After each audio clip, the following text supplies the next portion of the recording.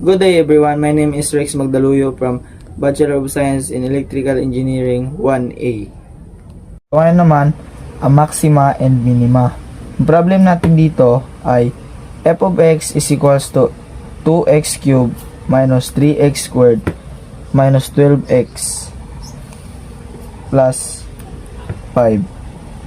Una natin gagawin ay hanapin natin ang kanilang first derivative.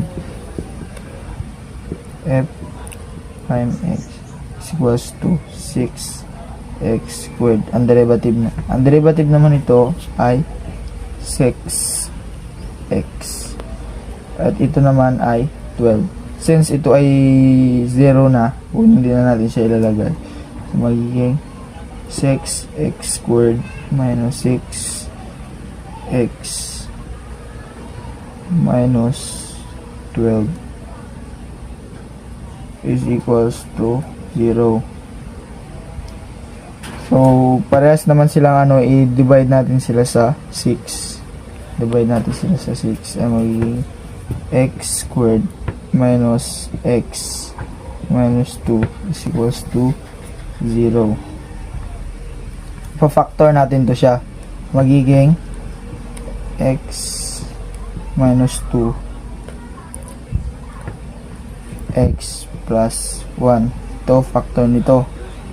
Magiging x is equals to 2x is equals to negative 1.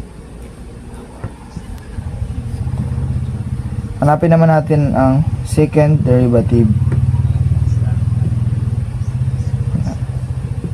Ang second derivative naman ito ay 12x minus second derivative nito ay 6. Since ito ay constant, 0 na siya, hindi na natin ilalagay. So magiging 12 times 2 minus 6 is equals to 18. 2 ay greater than 0. So ito ang minimum or minima. Then 12 times negative 1 minus 6 is equals to negative 18. Ito naman ang ating maximum.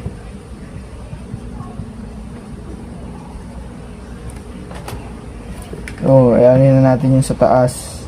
Magiging F2